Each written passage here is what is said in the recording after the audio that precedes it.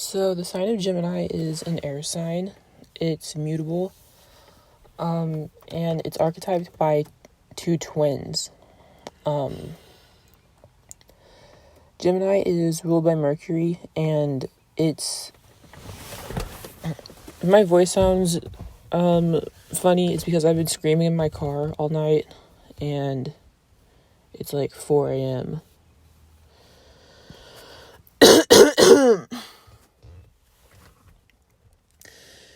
Anyway, Gemini is ruled by Mercury, and it's the day side of Mercury. So Mercury, a lot of planets have like day sides and night sides to them. The Mercury's night side is Virgo, and the day side is Gemini. This means that with Virgo being the night side of Mercury, Virgo is more introverted, but it's still very highly intelligent. It's a very mercurial sign, very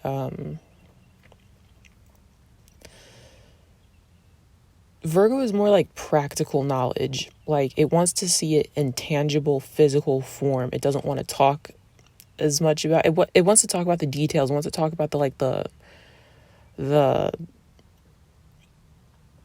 how things are going to work. Gemini just is more so like communicating for the sake of communication, for the sake of like, just for the sake of making yourself more alert. Because Gemini is a sign that gets overstimulated easily. Gemini is a sign that requires a lot of mental stimulation in order to function the way it's supposed to. So yeah, Mercury in astrology in mythology is a messenger. It's very fast. Mercurial people think on their feet.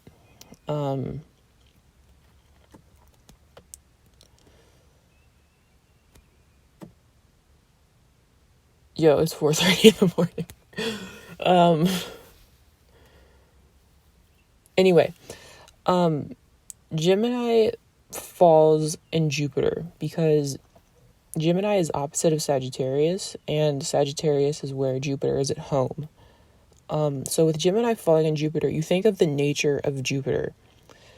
In astrology, Jupiter is a planet that has a very expansive philosophical nature. It doesn't really care about the details or the minute kind of point A to point B kind of stuff. It sees the big picture. It sees like, and if something, it gives hope.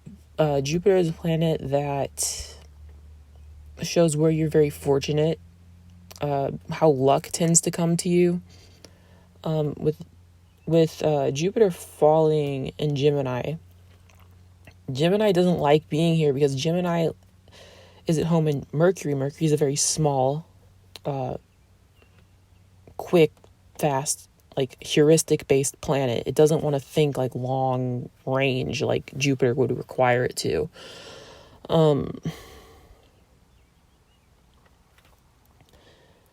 Jupiter requires you to stretch your mind. It makes you see things in a way that doesn't directly benefit you. It makes you see outside of yourself, outside of your own mind. It makes you look to teachers, gurus, to help you function with Jupiter energy. So you see why Gemini doesn't like being here, because Gemini wants things to be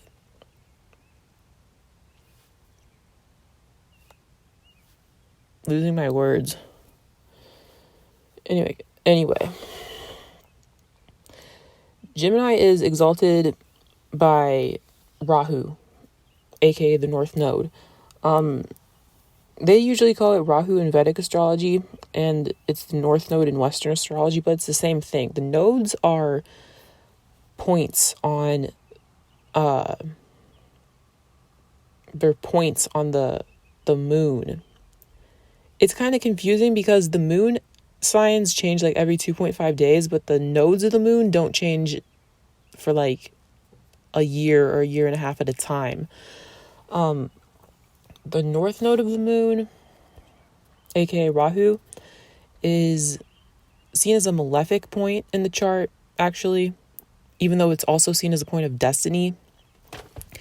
It represents, I don't know if I just said this, but Rahu is archetyped as the head of a dragon. And Ketu, which is the south node of the moon, is the body of a dragon. So Rahu is insatiable. It's constantly intaking with no thought of consequences. And when it's outputting like a dragon breathing fire. Like, it's not, Rahu energy cannot function in like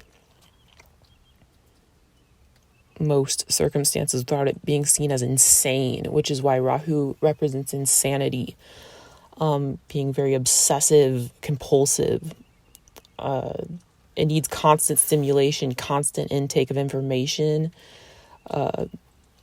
and at some point it's taken in all it can from its environment. So Rahu will actually give a person the ability to tap into other dimensions if no immediate stimulation is available. And like this came to me recently, that Rahu is actually a point where it opens up portals. It opens up portals into other dimensions, these invisible portals that feed your mind, since you've taken in all the stimulation you can from your environment. You're still not satisfied. Like I have Rahu conjunct my moon. It's in Virgo, and my mind never stops. My emotions tend to go all over the place. I can easily, if I've like eaten up all I can from my own energy and the energy in my environment, I can tap into like other dimensions that aren't really on this earth. And no one really believes that I do this, so they think I'm crazy. But this is the nature of Rahu. Rahu is not like, it's not a planet.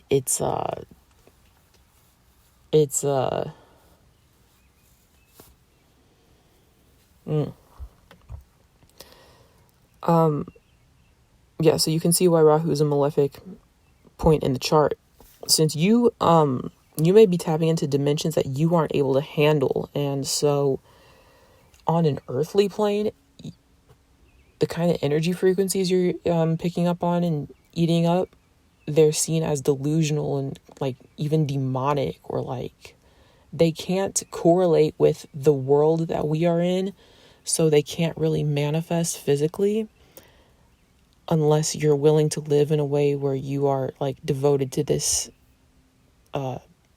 being in this energy that is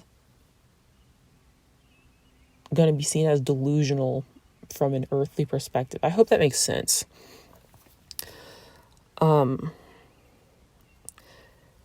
Gemini actually does not have any detriment positions, unlike a lot of the other planets. I think I said in my Aquarius video that Aquarius is the only planet that isn't exalted or in detriment, but I forgot that. The nodes, Gemini and Virgo, are they're exalted in each other, but they aren't. Sagittarius and Gemini aren't in detriment in any planet.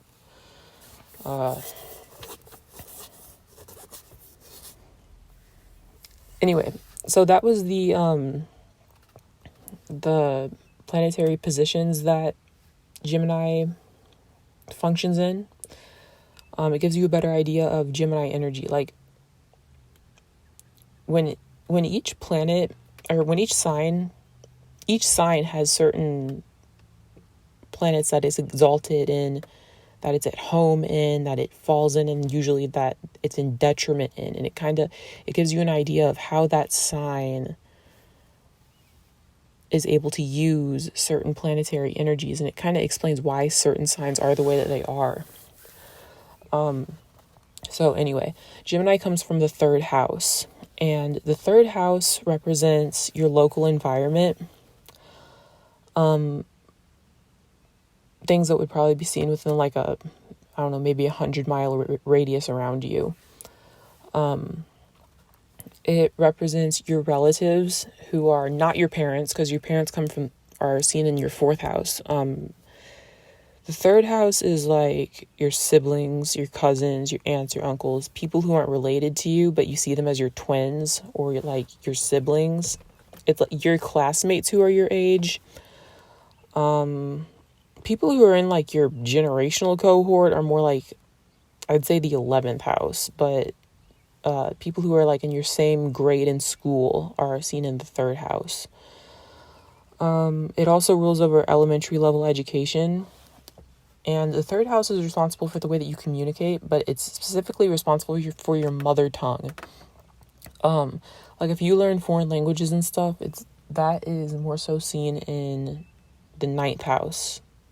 The ninth house is like college level education and formal studies that aren't necessary, but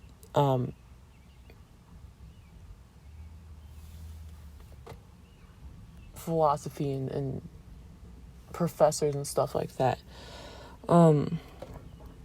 Anyway, the third house also represents the way that you speak and the way that you communicate when you're on autopilot and you're relying on heuristics and like you're not thinking too deep about what you're saying or how you're talking. It's and heuristics is kind of like your like mental shortcuts. Like it's like casual communication when you're not trying to sound educated or come across a certain way. Like the ninth house is formal communication, like essays and speeches and like presentations and stuff. Actually, no, presentations would be more like the fifth house. Anyway, you get the idea. The third house, like I said, is casual communication. It also represents street smarts. Like Geminis and people with third house energy are usually very street smart. They know their way around the block. They can usually size people up and read them really quick. They don't need to do like in-depth analyses on people. The ninth house, on the other hand, is like book smarts. Yeah, it's an easy way to remember third house and ninth house and how they're different. The third house also represents technical hands-on skills. It's like how you learn things through scaffolding through other people. And it's also learning through mimicry. And it also represents what you've learned from older siblings. Because remember, Gemini is associated with siblings. And people who teach you in a non-formal kind of way. So like the Gemini and the Sagittarius axis is the axis of teaching and learning, with Gemini being the sign that's usually learning and Sagittarius being the one that's teaching or preaching. So back to like informal communication.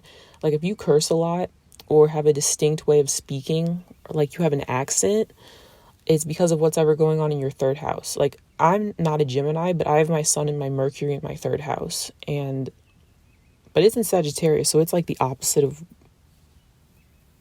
what likes to be in the third house. So I have a very strange way of communicating. And most of my identity is centered around these third house kinds of things. Like I'm very good with my hands. I learn very quickly. I learn skills quickly. I'm always talking, whether I'm talking to myself or like trying to communicate something to other people. A lot of my mind is centered around these kinds of things. So I also have Mercury retrograding in Sagittarius in my third house. And I don't know if you could tell, I have a very weird way of writing. I capitalize certain letters. I don't write or talk normally because of my Mercury retrograding.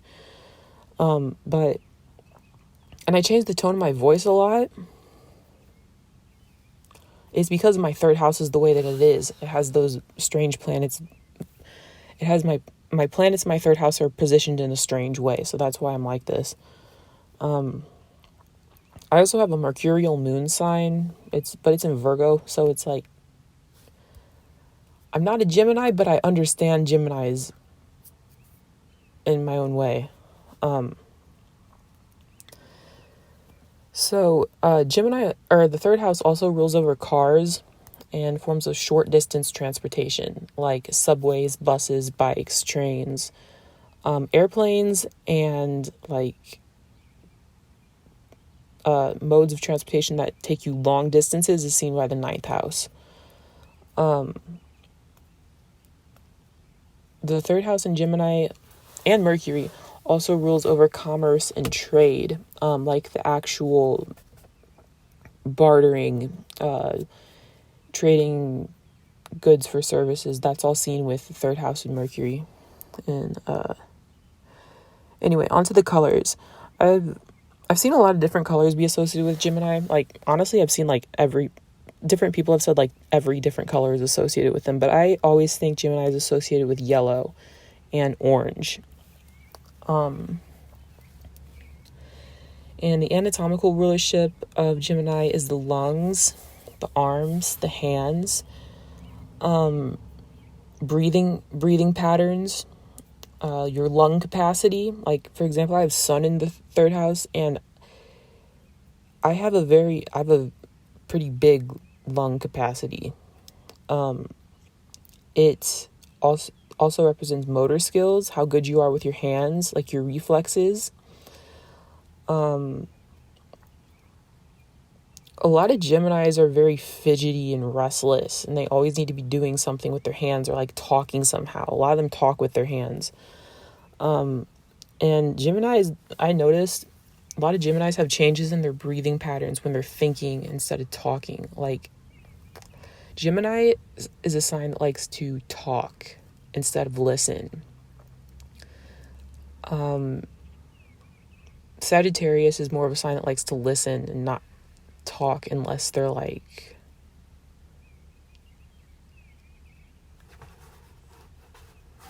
they're actually trying to say something. Which is why a lot of Sagittarius is when we do talk, we don't feel like we have much to say, so we just kind of turn into some like, we start talking crazy.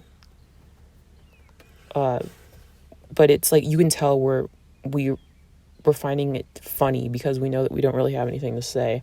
Geminis, on the other hand, are, I don't know, they communicate differently. They think differently than Sagittariuses do. Anyway, a lot of Geminis naturally know how to draw. They're very good at math, writing, driving, things that require them to use their hands and their brains at the same time. Geminis are usually very good at multitasking, and they can focus on several different things at once.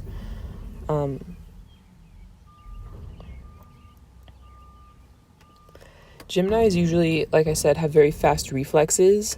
They can grasp things on a mental, intellectual level faster than most people can. And so this kind of explains, like, they always feel like they're ahead mentally, or like they catch on so quick that they need even more stimulation. So by the time everyone else is caught up to a Gemini's like mental, by the time other people have grasped what a Gemini can grasp very quickly, a Gemini is already needing to be on to the next thing. They're already bored. They're understimulated. They need the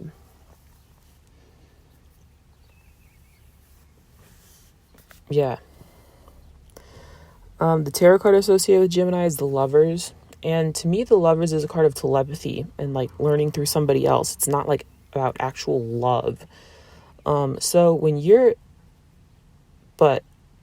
in love with someone, you start noticing everything about them. You start learning about the people who are influencing them through focusing on that one person. A lot of Geminis are kind of like,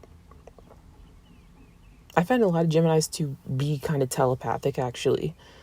So like if you look at the Lovers card, like you can Google it, or if you have a tarot deck, you know what it looks like. The Lover's card is a naked man staring at a naked woman, but you have to look at like where their eyes are focusing. The woman is staring up at an angel who is above the clouds, and the angel is blessing her. But the man is looking right at the woman. He's not even aware that there's an angel. So the man is being exposed to these higher forces who are working through the woman, even though he's not paying attention to the angel directly because he's focusing on the woman's body.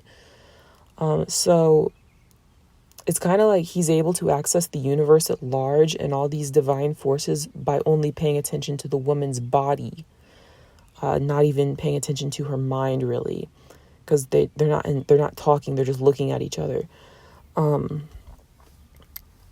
So yeah, he's able to look at the flesh and then simultaneously absorb all this higher knowledge that's being given to him through her. And then you look at the woman.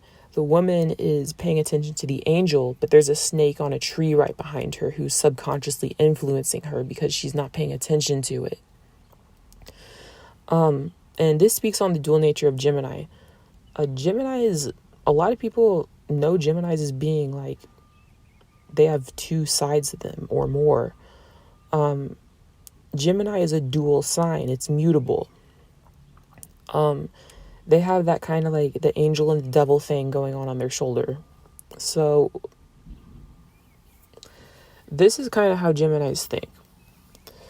When Geminis are focusing on like love and light and all that shit, they are oblivious to the darker forces that are influencing them from behind, like from their subconscious. So they're always picking up on these dark, demonic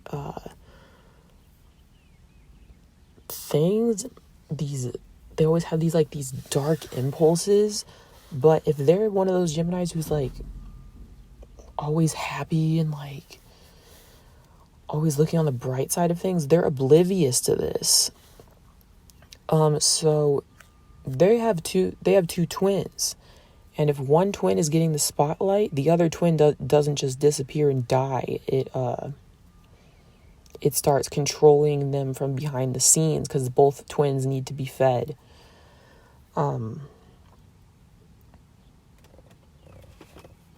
It's similar with people with planets in our third house too.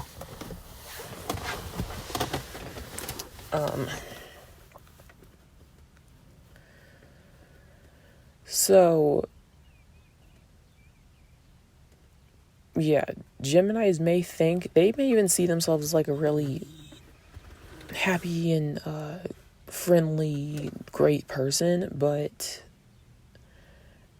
it's like they're also mimicking their own subconscious and all of the dark forces that are acting upon them that they're trying to block out, but they're oblivious to it. Like if a Gemini has a lot of people that don't like them, they're going to subconsciously start acting like those people and not even know that they're doing it. They're going to like kind of become like the people that are sending them a lot of hate behind their back. Because Gemini is a very alert sign. I feel like subconsciously Geminis are aware of everything. And they get mentally overstimulated, so they kind of like let one twin take the wheel, and then they let the other twin kind of like run things from back. So yeah, even if a Gemini is very childlike, actually, I'd even go as far as to say that all Geminis are naturally childlike. Gemini is it's actually a very innocent sign. It's a very curious sign. It doesn't have a lot of preconceived notions with it. It's the lightest sign of all. It's because it's ruled by the air element and it's mutable. So yeah, Gemini is a very childlike sign, but they always end up with this dark side, and they can actually become very malicious and demonic without even intending to, just because of how Mercury's dual nature is influencing them. So you have to remember that Mercury is a trickster planet.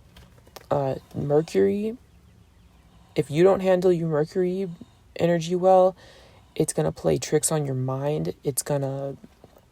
You'll get possessed by your own self.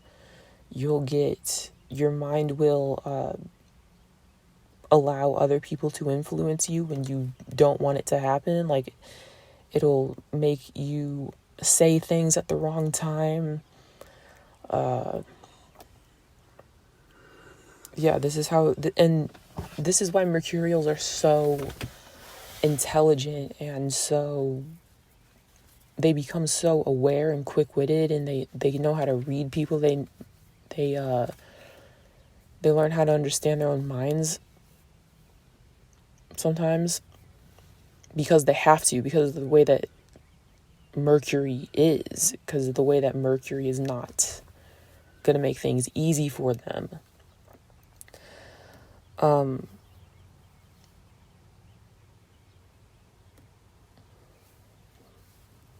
You have to become very fast and clever and like quick-witted in order to work with Mercury.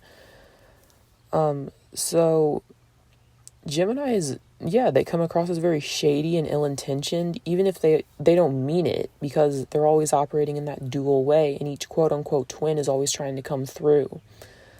I was talking in my Sagittarius video how I see Gemini as a secular sign. It's not a sign that cares about religion or morality or all these higher forces and shit. They do not naturally work well with religions or belief systems because these kinds of structured belief systems encourage them to be one certain kind of way while cleansing them of the rest of their nature. So if you think about what this is going to do to each twin wants to exist and be validated. So if a Gemini is in an environment where they have to behave a certain kind of way, their subconscious mind will automatically start acting in the opposite way and bring out the dark twin and let them run the show from like the darkest corner of their subconscious mind. And Geminis who are trying to like become quote unquote good people and like women of God and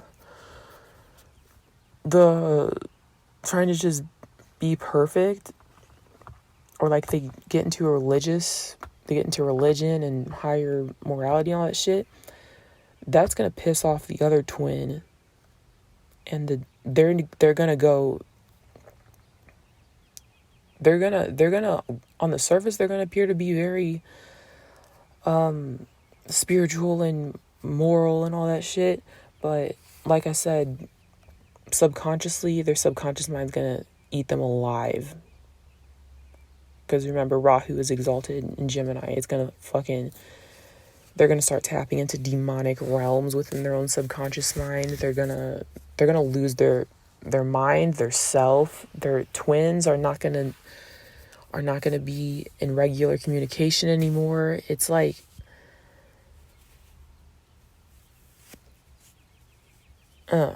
you get the idea. This is also why I'm not religious anymore, and I handle a lot of spirituality with a 10-foot pole, because I have Mercury retrograde in my 3rd house in Sagittarius, and my 12th house is ruled by Mercury. So I can't do structured good bad religion. I have to have my own spin on things, because my mind goes dark-sided, to put it briefly. And it's kind of similar with Gemini's. Like, I don't even know if my brother watches my channel. My brother tried to be like into spirituality and all this shit when he was in the military, and he came home and he was like, I could tell he was tortured by his other twin who couldn't like exist within those belief systems and shit that he was into. So actually, like I said, Gemini being a naturally secular sign, a lot of Geminis don't even like religion. They don't want to even hear about spirituality because they know their own tendencies. a lot of Geminis are actually into math, science. They're very smart and left brain kind of topics because that's their safe space, because they know that their natural energy does not work well with anything that's going to require them to give up or starve out their quote unquote dark side. So they like to stay away from religion and all that shit.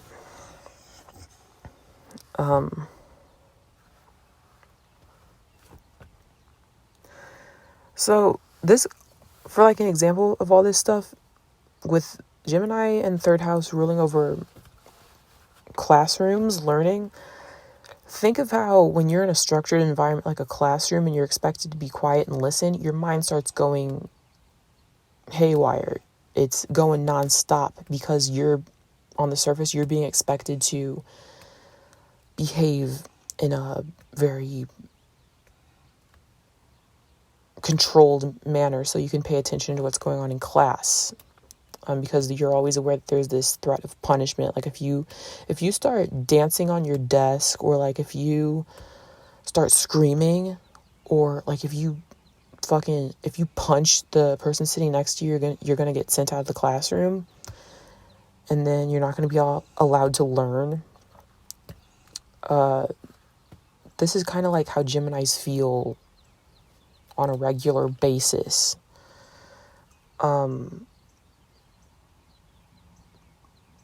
And so they can't, in order to counteract the kind of extremeness of learning environments that they're put in, a lot of Geminis usually learn best through distraction. Like a lot of Geminis, when they're in schools, they learn best through having like headphones on where they're listening to something else in the background, or they like to doodle while they're supposed to be listening to a teacher, because the Gemini mind needs to always be stimulated in a manifold kind of way. A lot of times they can only pay attention to something if they're also doing something that's satiating the other twin. So like even if a Gemini is trying to like learn some kind of form of spirituality, they're gonna probably be listening to some kind of like toxic rap music in the background, because they can't do one or the other. It has to be like all parts of them have to be considered. So Gemini is similar to Libra in the sense that they're always dealing with counteracting and opposing energies. But Geminis are not trying to find balance like Libras are. Like Libra is the scales. Libra wants to equalize and resolve mental static because it makes them feel like they're off balance. And Libra's always seeking balance. It's always seeking like a homeostasis. Gemini, on the other hand, isn't looking for a middle ground in the same way that Libras are. Geminis like to play in the kind of opposing energies that they're always dealing with. They like to use it to fuel their own curiosity and their creativity and their desire to learn more and more. So when Geminis are internally balanced inside and they're not being like overstimulated by their own subconscious mind, they start twitching, and they have darting eyes, and like they can't focus on anything. And they start feeling all helpless and crazy because Gemini needs both conscious stimulation and subconscious stimulation at the same time. So they usually don't like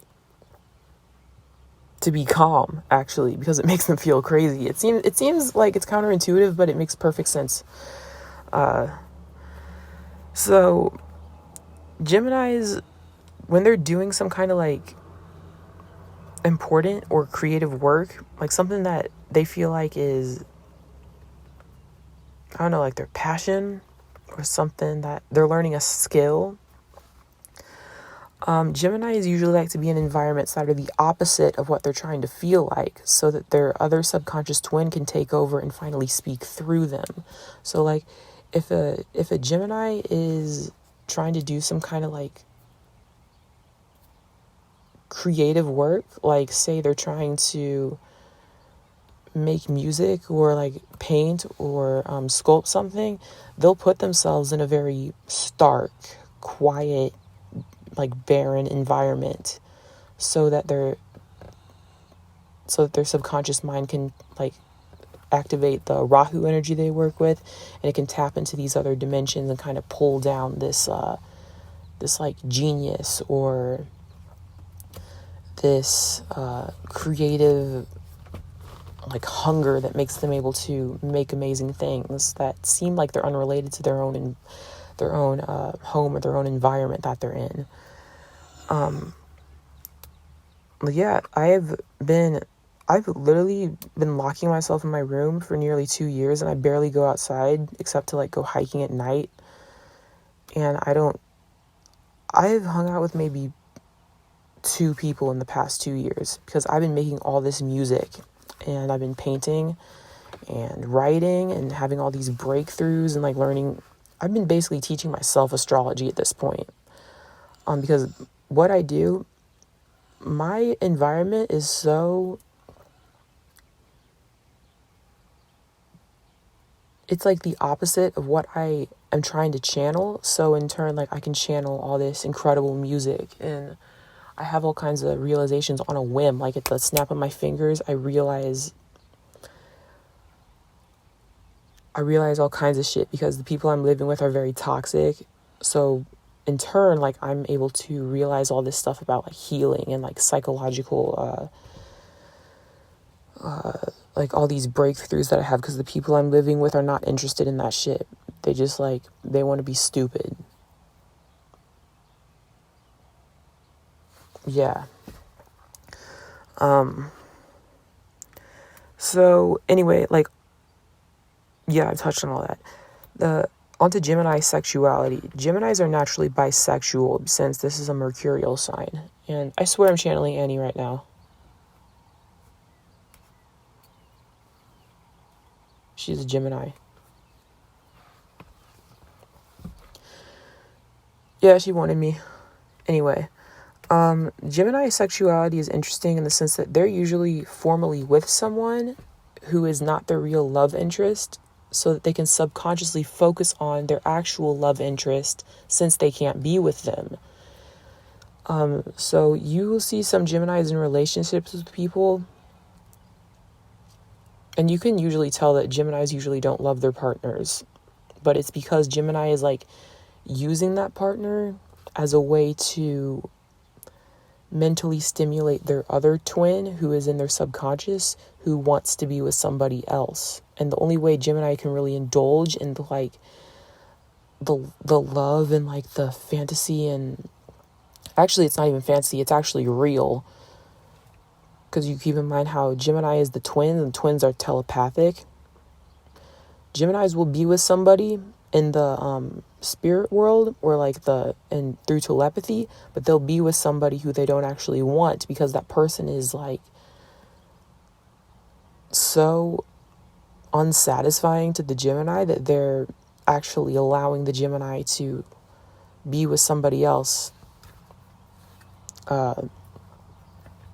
telepathically.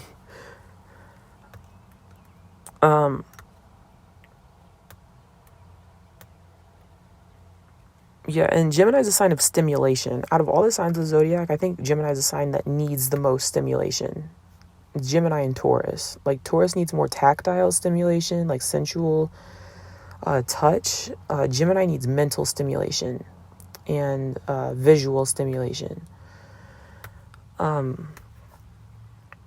So, yeah, when Gemini is being stimulated by somebody who's right in front of them, their minds are connected to the person that they actually want, who is not right in front of them. And even Geminis who are quote-unquote gay are usually more straight than most people who are in straight relationships because of the way that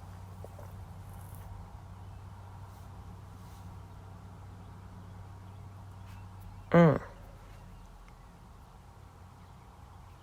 trying to think how to put this into words. Like, I write like little notes on my phone, and then I like give myself free space to like fill in the blanks.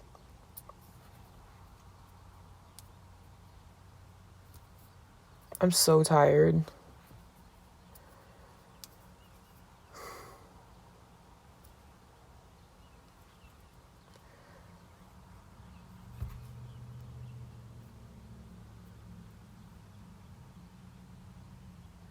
Yeah, I was talking about gay Geminis. Gay Geminis are straight and straight Geminis are gay.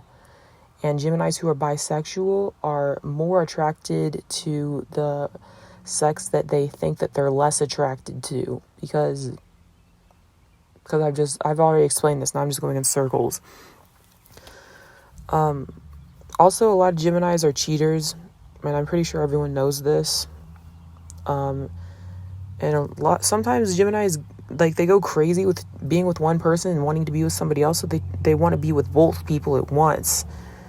And Geminis cannot be confined down to one partner.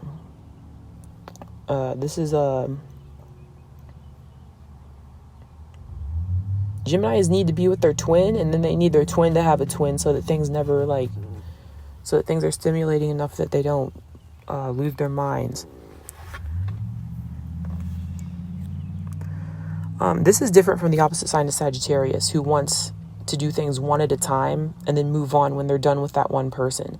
But Gemini is not able to blunt their own minds like Sagittarius can, so they can't be present with their partners in the same way. Like, Sagittarius are usually able to focus on one person at a time because Mercury falls in Sagittarius.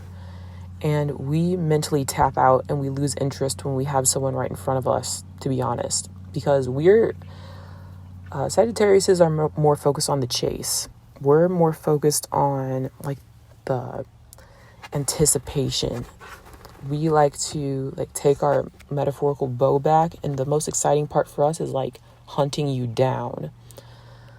So, like, a Sagittarius will actually be paying attention to you subconsciously and consciously when you're right in front of us, because the whole time we were looking at you as, like, prey and, like, a god at the same time, because Sagittarius is also a dual sign, but it's different from Gemini because Sagittarius is half human, half beast. So that's how our dual mind works.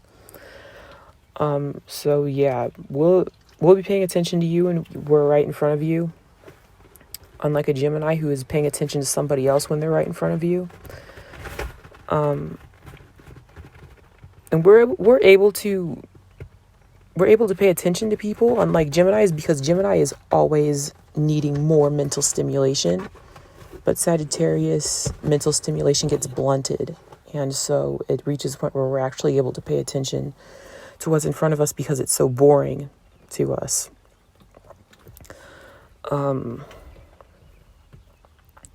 So it's kind of strange with Sagittarius is that you'll bore us, but we'll be in awe of you at the same time because we finally got to have you. It's different. But Gemini, also keep in mind, Gemini is a sign of short distance travel. Things that are in your local environment and easy barter and trade, since this is a mercurial sign. So Gemini's minds don't think in a long range kind of way like Sagittarius's do. And they don't have the same highs and lows of losing their faith and, like, mourning that they'll never get you, and, like, thinking they lost you, and, like, the hunt is over, and Sagittarius are actually very dramatic. Geminis are different. Geminis see everything as being very close in proximity and within reach. So there's no chase or hunting with a Gemini, and they know you're right there. So Geminis, there's no, like, anticipation with them. Like, so they're always mentally overstimulated, and they need more and more even when you're right in front of them, because they don't, because there's no chase to them. So that gap gets filled with, like, they just know you're there.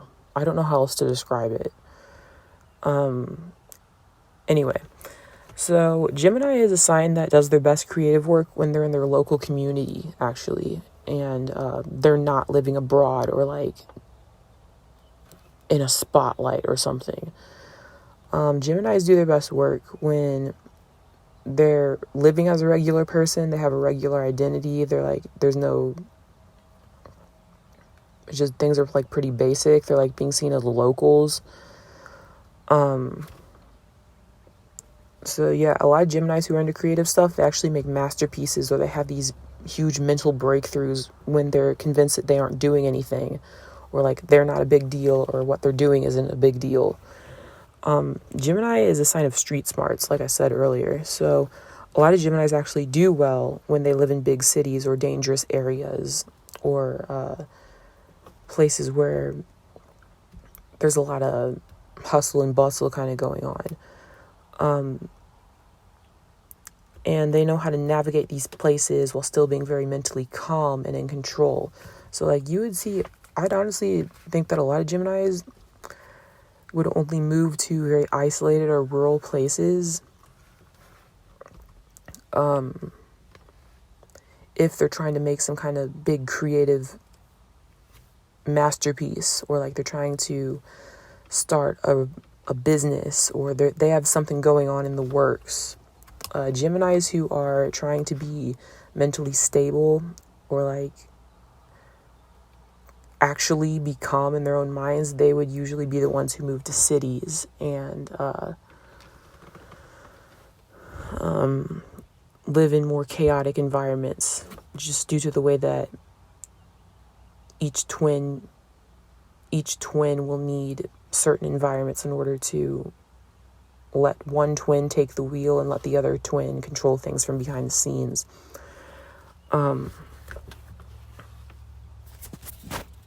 Damn. Yeah, that's it.